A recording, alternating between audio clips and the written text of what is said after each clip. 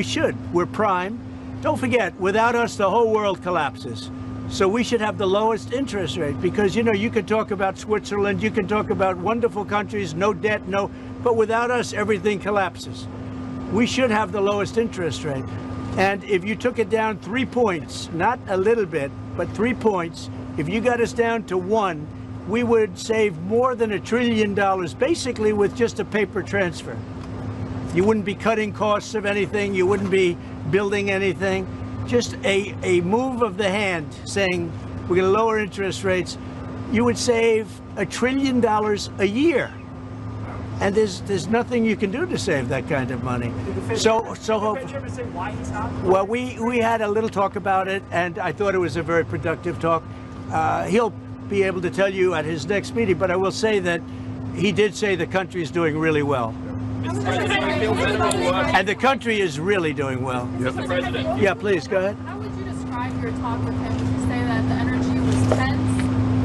You know, did you come? No, I didn't think it was tense. No, I thought we had a good meeting. I really, no, there was no tension. There was no tension. I think he had more tension with my great senator to the right. He's a pretty tough cookie.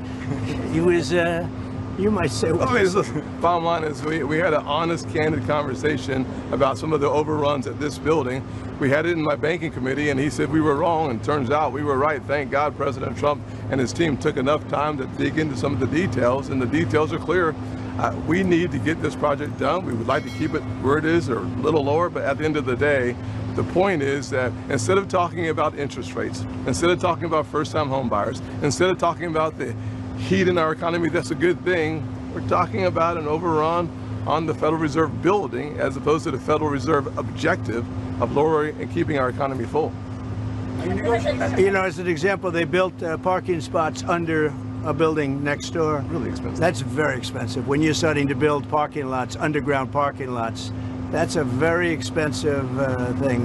A lot of people I know, they park their car and they walk a block or 2 blocks or something. But it is a very expensive thing. But that is what it is, and that's okay. Mr. President. Is this project a fireable offense? What? Is this project a fireable offense for Jerome Powell? Look, I would love to see it completed. I don't want to put that in this category. It's a very complex thing that could have been made simple. I built a great hotel, and the great hotel that everybody in this group knows very well, it's called the Old Post Office, and it's a much bigger project than this, and I spent $200 million building it. And it was taken down to the steel, for the most part, taken down, you know, you've seen it go up. And I built it quickly, and I built it for $200 million. That was a much bigger job than this. Spent $200 million, and it's got marble bathrooms,